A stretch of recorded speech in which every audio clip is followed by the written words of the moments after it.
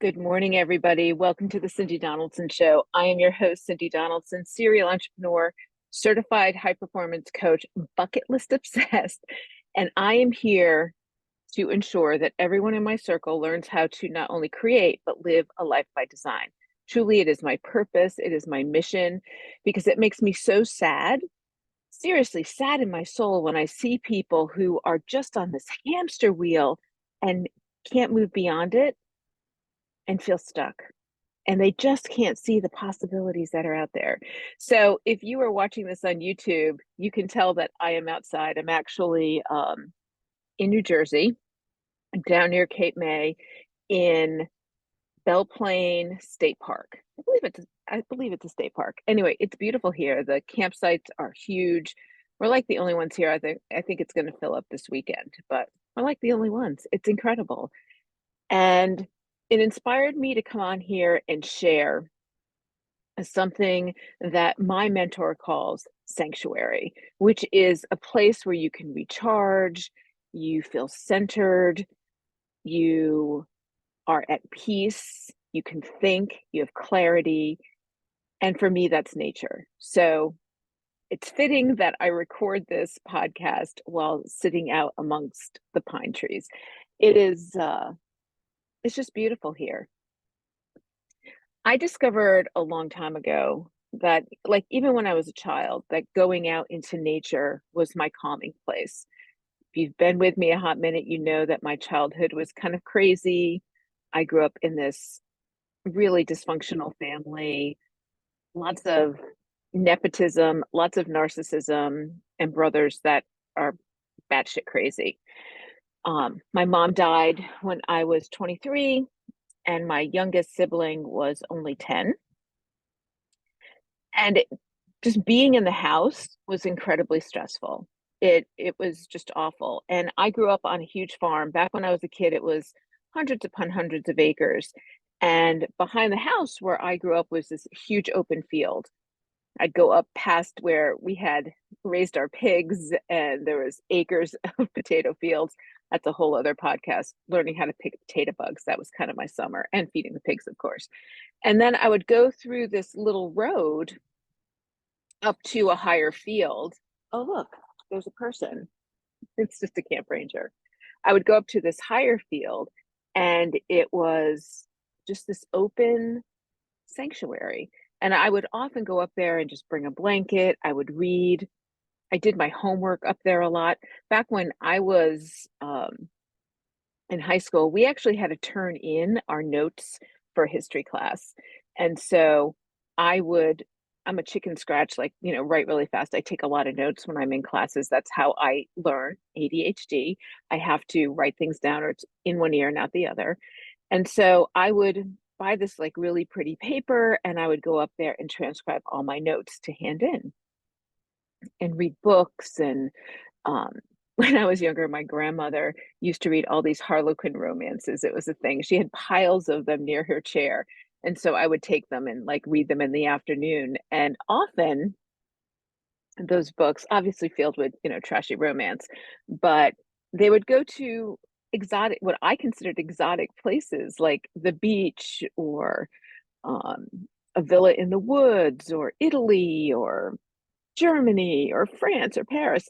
And so I was able to sort of escape my reality up on this hill and go into other worlds. It was really magical. And I kind of forgot about that until I was hiking one day, and all of these memories just came flooding back to me about my childhood. And if you grew up in a trauma-laced childhood, you know that oftentimes you just block things out because they're unpleasant to remember, like, and you just don't want to. It's your brain's way of protecting you. And I hadn't really thought about that in a long time, and often wondered, even though I'm attracted to like historic cities like Paris and Rome and Prague, they're very anxiety provoking to me. Like, I used to love going to New York City when I was younger, to go to the clubs and the parties, but I was always with friends who knew the city very well. For me to go there by myself, I hate it. And even now, in a group of people, like, New York City is not my thing. Boston is not my thing. LA is not my thing. Give me this over the city any day. And I truly believe it kind of goes back to my youth when the chaos of people yelling and fighting and the noise and all of that was just too much. And I went to that place, that hill in nature where the only sound was the birds and my thoughts. And so now back to what my mentor calls sanctuary. This is my sanctuary. And your sanctuary may be the city. It may be the sound of the cabs and the buses and the fire engines and the people. It may be a crowded cafe. On the flip side, back to New York, I do love sitting in Grand Central Station and people watching, or JFK and people watching, but I don't like the process of getting there. And like once I'm settled in one spot, I'm fine. But the navigating and the moving around and the waiting in line for everything, no. I don't even like being in national parks and stuff like that when it's really busy, or campgrounds when it's really busy. It is just not my jam. And another thing I've discovered as I've aged, I used to be an extreme extrovert. And it could be, again, because I didn't like my current situation. And so I liked being around people who inspired me, who made me feel better about myself. And now that I'm in this place of calm, place of peace, place of self acceptance, and place of purpose, I want to be with me and not around other people. So I've gone from this extrovert to more of an introvert. Now, put me on stage with a microphone. I am in my zone. I am energized by the people. So I feel like I'm kind of this quasi extrovert introvert. I do need to regroup after that. And I think part of it, the more research I've done on my ADHD and my catalytic energy, like there's such a thing as ADHD burnout. Like you go, go, go, go, go.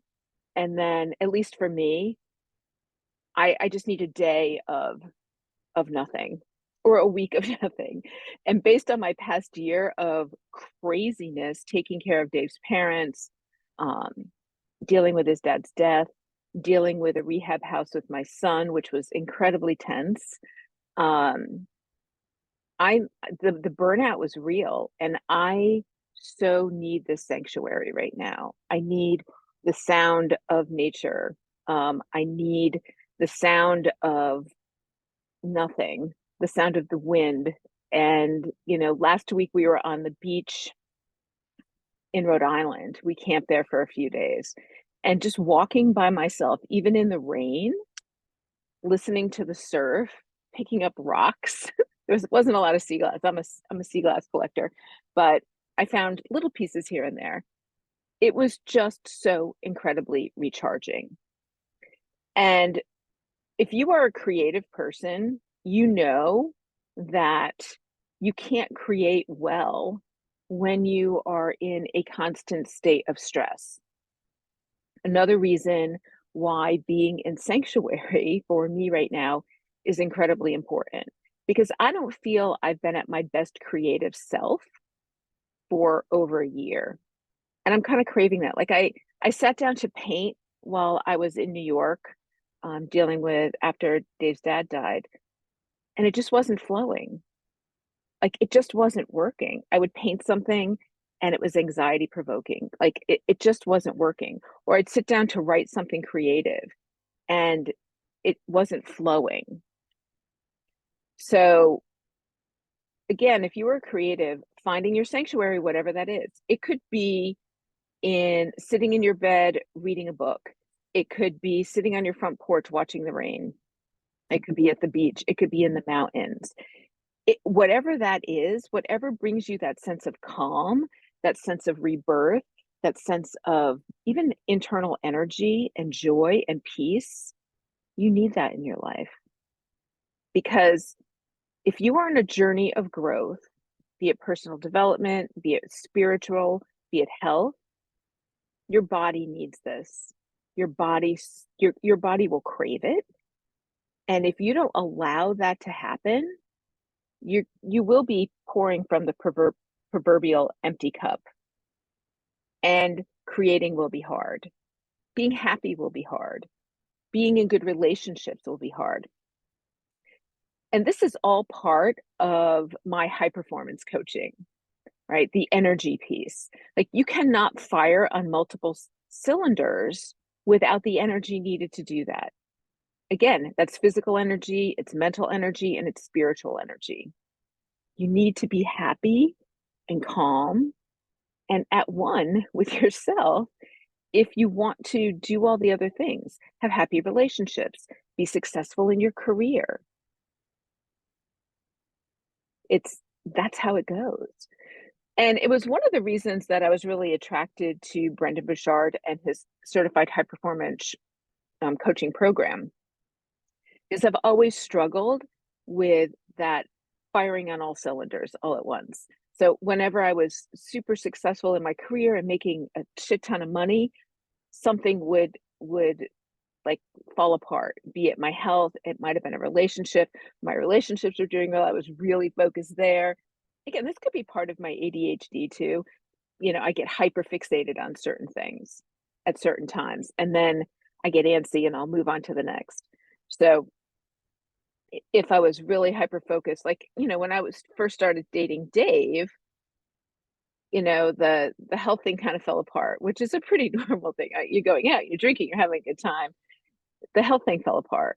Then I really started focusing on my health, but thankfully, my relationship with Dave didn't fall apart because he joined in that with me, which goes back to a Napoleon Hill thing. Like, you need to have the right partner if you want to be super successful and happy in life. The partner thing is so incredibly important. And that doesn't mean if you are happily single, it goes around to your circle. Like, who you surround yourself with matters. Having a supportive partner is so important. But that juggling the health, the wealth, the relationships, I was never able to kind of combine them all in one until I learned how to balance it and come back to sanctuary. And part of my sanctuary also is movement in nature. I started this 5K a day challenge. I put it out on Facebook and like, who's going to do it with me? We'll do 100 miles in October. I did not hit my 100 miles. I let some things get in the way. And there was a week that I didn't get out and do anything, be it bad weather, we were moving around, we were transitioning. And that was a mistake because I felt my energy just drop. So not only was I sitting in the RV, like working, I wasn't getting movement. My energy dropped. I was forcing the creativity. So I didn't move. I didn't get outside in nature, and it kind of fell apart. And I was like, okay, this is an obvious thing, right? The connection there. And I always tell my coaching clients, like, just because I'm a coach and I've spent years doing personal development, I've spent years in therapy, I've spent well into six figures on mentors and coaches. That doesn't mean that I have it all figured out. I don't, because growth is such a process. And even people who coach others on this, it's not that they don't have bad days. It's not that they don't dip and fall.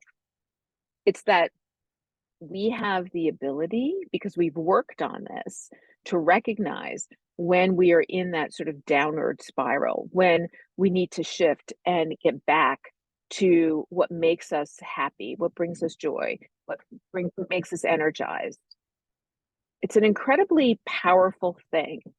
So my challenge to you this week is to do some deep soul searching on what your sanctuary is.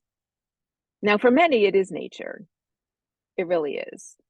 So, there's a lot of, you can Google this, but one of the grounding things that I love is actually putting your bare feet on the earth, in the sand on the beach, in the grass, on a rock. It really does ground you with nature. Going for a walk by yourself, sitting outside under a tree by yourself. It's not to say that you can't go for a walk with your partner, your husband, your wife, your kids, your friends, whatever. Absolutely. Go do that if that makes you happy. But don't negate the power of being alone in sanctuary. being alone in nature. It can be 5 minutes, it can be 5 hours. Whatever it is that you need, gift yourself that nature. So I challenge you this week to just try it. And again, if your sanctuary isn't nature, like maybe the thought of putting your feet in the dirt just does not make you. I mean, I'm a farm girl. We ran outside in our bare feet all the time. So it could, again, much of this for me could be back to my youth. I grew up as a country girl. I didn't grow up in the city.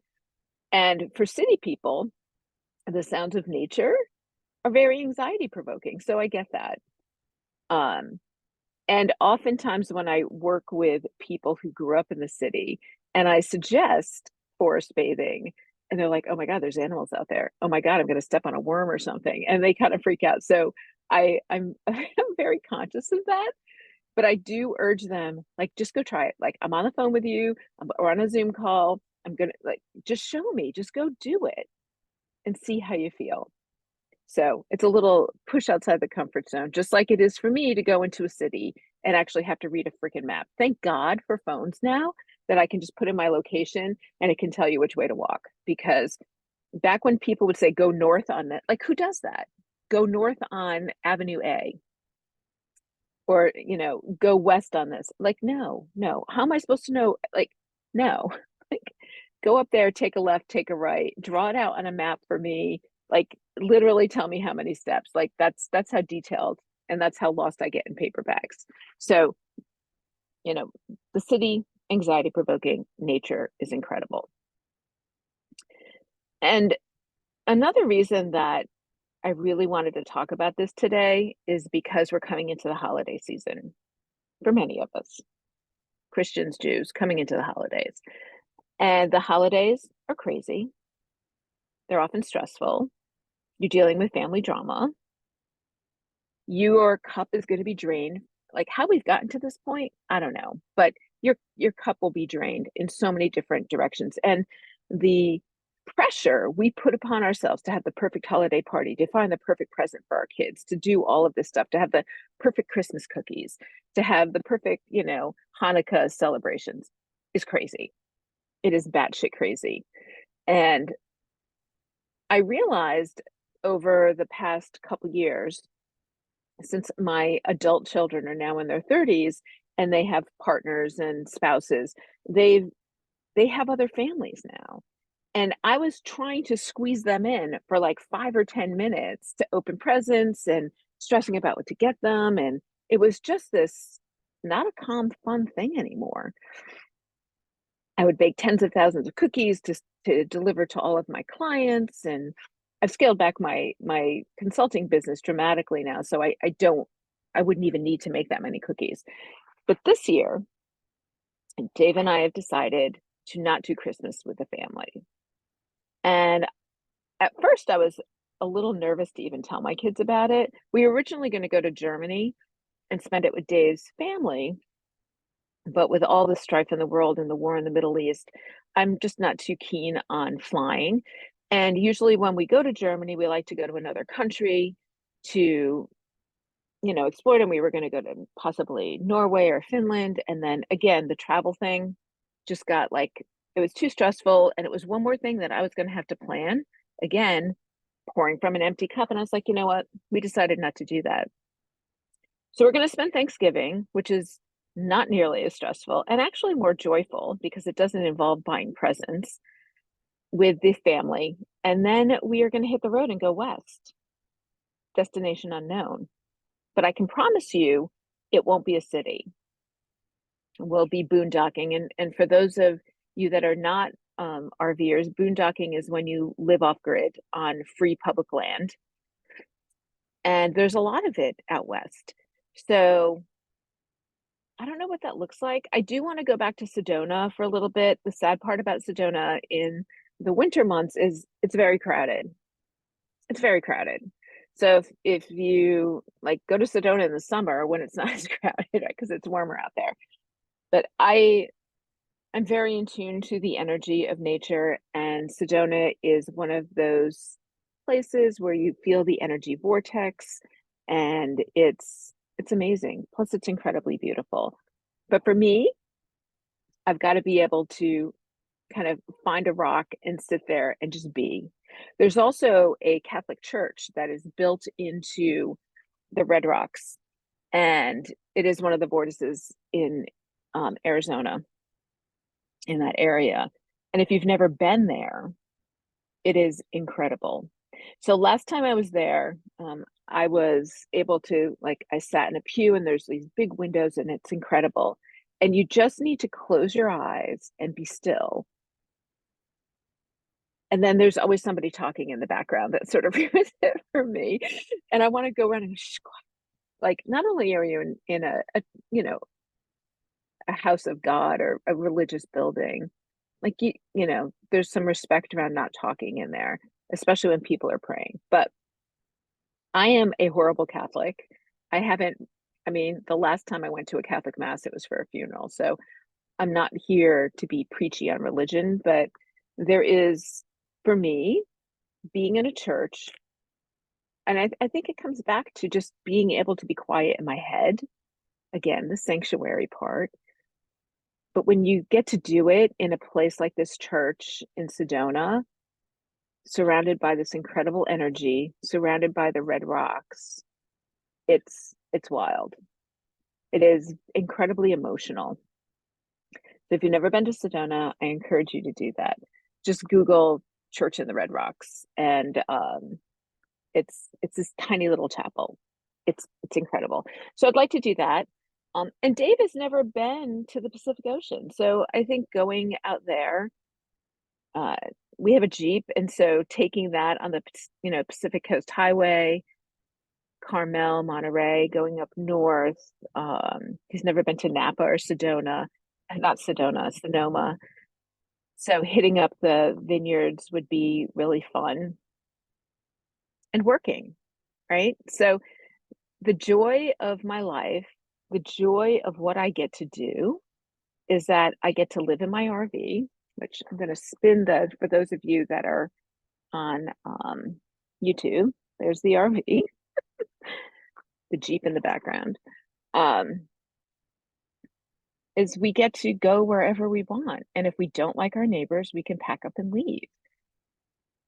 And my mission for 2024 is to be more in sanctuary, to be able to pour more from a full cup versus an empty one, and be truly selfish in a healthy way. Every year around this time, I work on my 3 words, and they're words that will define me for the next year. And usually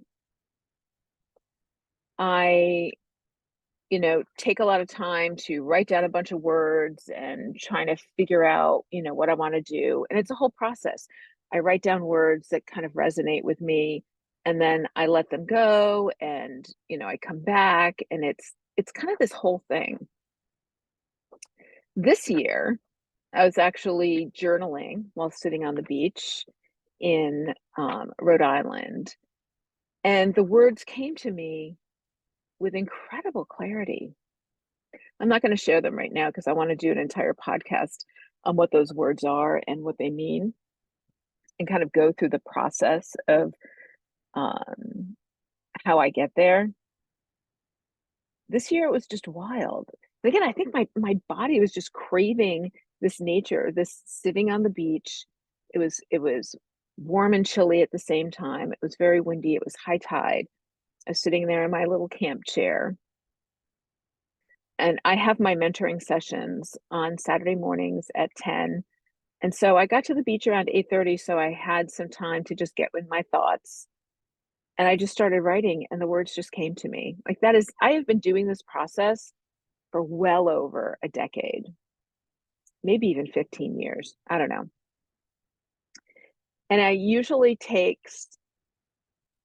several times sitting down and meditating on it and writing the words down and saying, and then really defining what those words mean. This time it was boom, boom, boom, boom, boom, boom. Like, they just came to me. I'm like, that's it. Those are the words. Sanctuary is powerful, people. It's incredibly powerful. So I'm off to do a little cleanup in the RV today. We just got here late last night, so we actually have to go check in. And we're at this site that actually has electric and water, which is kind of wild, which you don't often find in state parks. But we have to, this weekend, all of those sites are taken, and we have to move to a site that has no hookup, which is fine. And then we'll probably come back. I don't know. I could stay here for a couple weeks. It's incredibly beautiful. And this weekend we're going to go down to Cape May. Never been there, and look at the sites and the lighthouse and see what's there. Next up is possibly taking the ferry over to Rehoboth Beach in Delaware, because we don't have Delaware on our RV sticker list. So the rules to get a sticker on the RV is we have to spend at least 2 nights there and do something intentional, like actually enjoy the state, not just sleep in a parking lot, like passing through. The only states that we did put the stickers on: Hawaii, because obviously we can't bring the RV to Hawaii, but we have been there and went to several of the national parks. So anyway, I'm off. I'm going to go for a little hike, clean up, get some stuff done, and enjoy Sanctuary. So I encourage you to take my lead on this, get out in nature, find your peace, recharge, be selfish in a good way, and don't feel guilty about it.